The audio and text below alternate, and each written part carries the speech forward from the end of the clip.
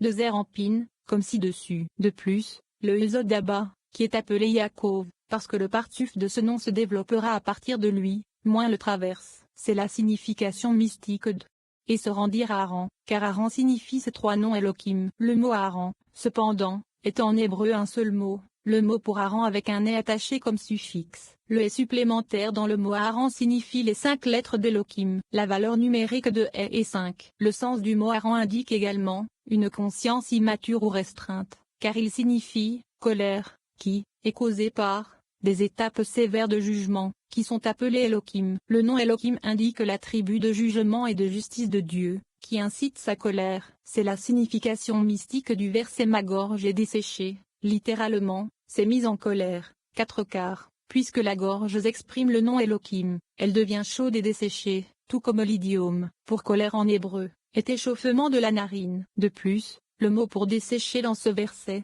nishar, nshereish, comprend les mêmes lettres que le mot pour Haran, charan, shereishn, et sa valeur numérique est aussi, naturellement, celle du mot pour gorge, garon, jimelreish vaven, avec le kol. Tout cela ne fait qu'un. Or, comme nous l'avons expliqué ailleurs, ces trois noms Elohim sont les trois façons d'épeler ce nom, avec la lettre Yud, avec la lettre Alé, et avec la lettre E. Lettre racine l'épellation Alé Alé Lamed Lamed Lamed Mem Dalé Yud Alé Yud Yud Vav Dalé Mem le nom Elohim, qui s'écrit avec la lettre Yud est le premier, et se manifeste dans le partuf de Léa, qui est situé au-dessus. Le dernier est celui qui s'écrit avec la lettre E, et se manifeste dans le partuf de Rachel, qui est situé en dessous. Le milieu est celui qui s'écrit avec la lettre Alé, et se manifeste dans le partuf de Yaakov. Dans le tableau secondaire des partufim, le partuf de Yaakov, les émotions, se couplent avec 2 partufim féminins, Léa, la pensée, et Rachel, la parole.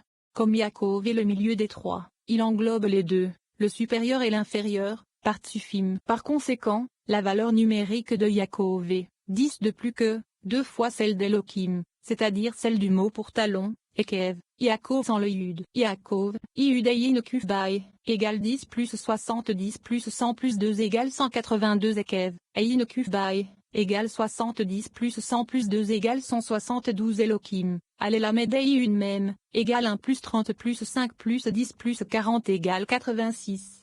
2 fois 86 égale 172. Le Yud supplémentaire dans Yaakov correspond aux 10 lettres, dans tous les noms de ces partufim, indiquant comment il les comprend tous. Il y a 3 lettres dans Léa, Lamed Aleh, 4 dans Yaakov, Yud Ayin Kufbaï, et 3 dans Rachel, Reish Lamed, ce qui donne 10.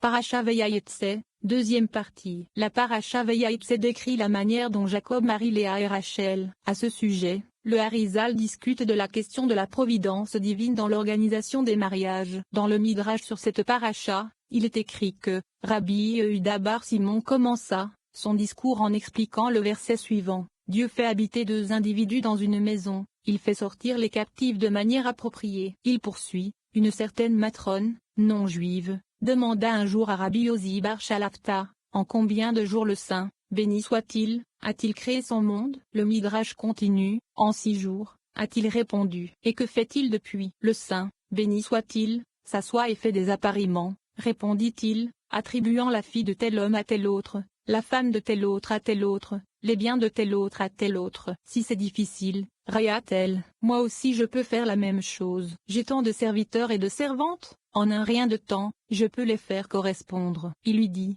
si c'est facile à tes yeux, c'est aussi difficile devant le Saint, béni soit-il, que la division de la mer Rouge. Rabbi Yosi bar Shalafta y alla. Elle alla prendre 1000 serviteurs et 1000 servantes et les aligna en face les uns des autres. Elle dit alors, celui-ci épousera celui-là et celui-là épousera celui-là, et les maria tous cette nuit-là. Le lendemain, ceux qui avaient été ainsi unis vinrent la voir. La tête de celui-ci était blessée, l'œil de celui-là était sorti de son orbite, la jambe d'un autre était cassée. Elle leur demanda, qu'est-ce qui se passe? Cette femme répondit, je ne veux pas de cet homme, tandis que cet homme protesta, je ne veux pas de cette femme. Aussitôt, elle a convoqué Rabbi Yosi bar Shalafta et lui a avoué, il n'y a pas de Dieu comme ton Dieu, c'est vrai, ta Torah est effectivement belle et louable, et tu as dit la vérité. Il lui dit, ne t'ai-je pas dit, si c'est facile à tes yeux, c'est aussi difficile devant le Saint, béni soit-il, que la division de la mer Rouge. Le Saint, béni soit-il, les associe contre leur volonté et à leur détriment. Quelle est la preuve? Dieu fait habiter des individus dans une maison. il fait sortir les prisonniers de manière appropriée. Bakocharo. Que signifie Bakocharo? Pleurer, Béchi, et chanter, Chero. Celui qui désire, son compagnon, chante, et celui qui ne le désire pas pleure. Il convient de comprendre les questions suivantes. Premièrement, qu'est-ce qui, dans ce verset, a troublé Rabbi Yehuda bar Simon au point de l'obliger à l'interpréter comme faisant référence à la fabrication d'allumettes? Le sens simple du texte est qu'il fait référence à l'Égypte. Les Israélites sont arrivés en Égypte en petit nombre, 70 âmes, et Dieu en a fait la maison d'Israël, c'est-à-dire qu'il a augmenté leur nombre. Le verset signifie donc, Dieu a fait. Deuxièmement, pourquoi, la matrone, en formulant sa question, a-t-elle dit, en combien de jours, avec un lamed, signifiant littéralement, pour combien de jours, plutôt qu'avec un bail, qui signifierait en combien de jours? Certes, on pourrait dire qu'il s'agit d'une erreur d'impression, car dans certaines des autres sources où cette même histoire est racontée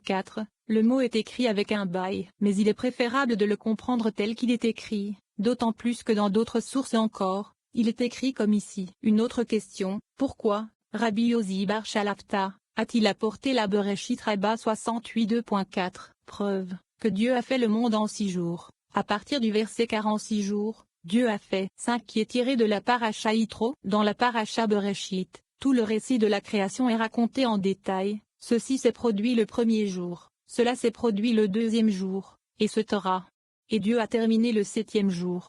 Il aurait été préférable d'apporter la preuve à partir de là. En outre, la matrone n'avait en réalité l'intention de poser que la deuxième question, c'est-à-dire depuis lors jusqu'à aujourd'hui, qu'a-t-il fait? La réponse à la première question est évidente pour tout le monde, c'est-à-dire que Dieu a créé le monde en 6 jours. Alors pourquoi a-t-elle dû faire précéder sa vraie question de la première? Ailleurs, il est sous-entendu que tout le monde admet que le monde a été créé en 6 jours. Donc ce qu'elle voulait vraiment demander ne pouvait pas être cette question mais seulement la seconde. Alors, encore une fois, pourquoi là elle fait précéder de la première question? De plus, quel genre de question est la deuxième question qu'elle a posée, c'est-à-dire, qu'est-ce que Dieu a fait depuis lors? Qui ne sait pas que Dieu supervise tous les détails de la vie, et qu'il soutient et pourvoit à tout des cornes des ruèmes 7 aux œufs des poux, qu'il fait tomber la pluie, fait fleurir la rosée, fait souffler le vent, pourvoit aux besoins de chaque être vivant, et ainsi de suite 8 à l'infini. Le ruème est un grand animal ressemblant à un bison. L'image est que Dieu pourvoit aux besoins de toutes les créatures, des plus grandes aux plus petites. En outre, nos sages ont déclaré, en référence au verset ne mentionne pas les péchés de ma jeunesse, 9 que depuis que Dieu a créé le monde, il a préparé et fixé des délices et des mondes pour les accorder aux justes dans le monde à venir. Ils ont proposé une parabole, pour illustrer cela, d'un roi qui a préparé un grand festin et y a invité les notables de sa capitale, mais ils étaient trop peu nombreux pour manger tout le repas. Il a donc invité les gens de la classe moyenne, mais ils étaient encore trop peu nombreux. Il finit donc par inviter toute la ville, grands et petits, afin de ne pas gaspiller le festin qu'il avait préparé. C'est ainsi que le roi David dit, « Ne mentionne pas les péchés de ma jeunesse et mes transgressions, pour l'amour de ta bonté, ô Dieu, afin qu'il y ait suffisamment de gens qui en profitent. » Même si nous supposons que cette matrone, qui n'était pas juive, ne le savait pas, et que Rabbi Yosi n'a pas voulu lui donner cette réponse parce qu'elle ne croyait peut-être pas au monde à venir, il existe de nombreux exemples de choses que Dieu fait dans ce monde, comme nous l'avons dit. Dans ce cas, quelle était sa question? Et pourquoi Rabbi Yosi n'a-t-il pas voulu lui répondre ainsi, mais a dit à la place que Dieu fait des rapprochements, ce à quoi elle pouvait répondre, je peux aussi faire cela. S'il lui avait répondu en disant ce que nous avons dit, qu'il soutient et pourvoit aux besoins de tous à partir des cornes des ruèmes, etc.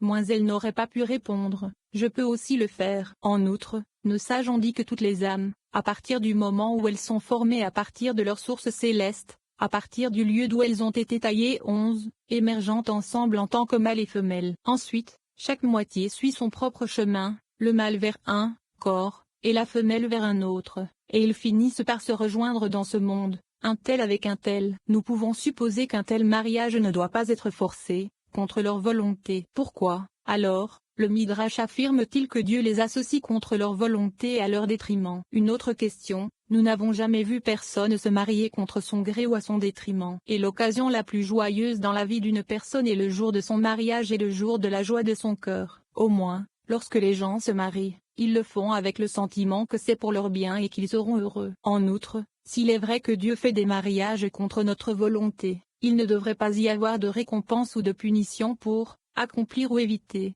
le commandement de procréer. En effet, si une personne est mariée à sa femme par la force des choses, pourquoi devrait-elle obtenir une récompense en se mariant? Et pourquoi devrait-il être puni s'il ne se marie pas? Il pourrait répondre, à la cour céleste, pourquoi n'ai-je pas été forcé par le ciel à me marier, comme vous forcez les autres? Nous devons également comprendre pourquoi, dans la question de la matrone, moins depuis lors, que fait-il? Moins pourquoi a-t-elle articulé le pronom il de manière explicite? En hébreu, le pronom sujet peut être compris à partir du verbe, et il n'est pas nécessaire de l'articuler explicitement. De plus, Rabbi Yossi a également choisi de formuler sa réponse de manière explicite, en disant « Le saint, béni soit-il, s'assoit et fabrique des allumettes ». Il aurait pu simplement répondre « Il fait des allumettes ». Pourquoi a-t-il mentionné le saint, béni soit-il explicitement? La réponse à tout cela est la suivante. Rabbi Yehuda bar Simon a supposé que si le verset Dieu fait habiter des individus comme une maison fait référence à l'exode d'Égypte, il aurait dû se lire il fait du petit nombre un grand nombre. Pourquoi utilise-t-on l'idiome individu, et pourquoi utilise-t-on l'idiome comme une maison pour signifier en grand nombre? De plus, le verbe il fait habiter, moins s'il s'agit de l'accroissement du peuple juif, ne s'accorde pas bien avec le nom Elohim, utilisé pour Dieu dans ce verset, qui indique un jugement strict. Ce que Dieu a fait pour le peuple juif en le sortant des apostrophes Égypte était pure miséricorde. Il aurait donc été plus approprié d'utiliser, dans ce verset, le nom de la miséricorde, en disant « Aveilla fait habiter les individus ». Pourquoi utilise-t-on plutôt le nom Elohim? Il dit donc qu'en comprenant la dispute entre Rabbi Yossi bar Shalafta et la matrone, nous serons en mesure de comprendre ce verset correctement, c'est-à-dire pourquoi le nom Elohim est utilisé. Et pour cette raison, il dit qu'il est approprié d'utiliser le nom Elohim en référence à la fabrication d'allumettes, car Dieu force les allumettes à avoir lieu, comme nous l'expliquerons plus loin, s'il plaît à Dieu. Quant à la matrone, même si sa question principale et son intention concernaient sa deuxième question, depuis lors, que fait-il? Moins elle a sagement fait précéder cette question de sa première question, en combien de jours? C'est parce qu'elle a vu qu'on pouvait lui répondre de la manière que nous avons décrite, à savoir que Dieu supervise tous les détails de la vie, et qu'il nourrit et fait vivre à partir des cornes des ruèmes, et ce Torah.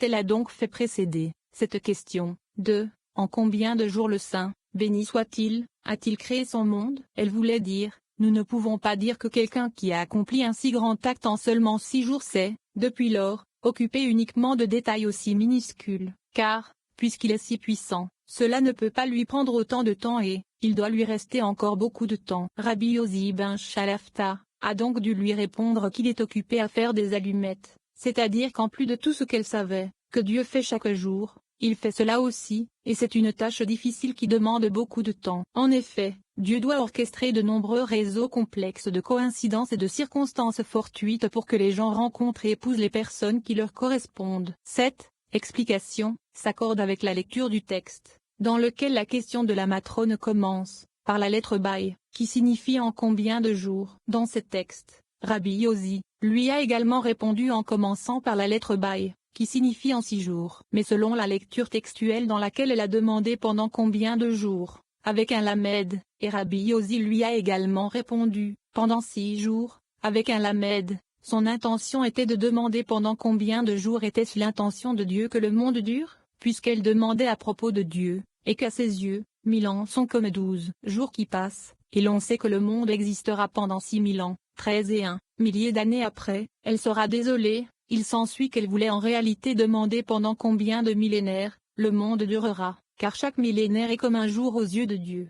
Poursuivant la logique de la matrone dans cette version de la question, puisqu'il prévoit tout ce qui sera, et que son intention première était que le monde existe pour un temps déterminé, il a probablement doté chaque créature lorsqu'il a créé le monde de toute la puissance nécessaire pour exister pendant sa durée. Si tel est le cas, que fait-il depuis lors? Nous ne pouvons pas dire qu'il a surveillé ses créatures et qu'il a dû pourvoir à tout à partir des cornes des ruèmes, et ainsi de suite, car toute l'énergie dont elles ont besoin et toute leur subsistance ont déjà été préparées et dotées depuis le moment de la création. Cette idée peut être mieux comprise en comprenant la question soulevée dans le Zohar concernant le verset cité ici. Car en 6 jours, Dieu créa les cieux et la terre. Le verset se lit littéralement, en 6 jours. Pourquoi le mot en est-il omis? Et seulement sous-entendu? La réponse donnée est que Dieu a fait le monde en général, les cieux et la terre, comme 6 jours. c'est-à-dire les 6 extrémités, qui sont les 6 jours suprêmes.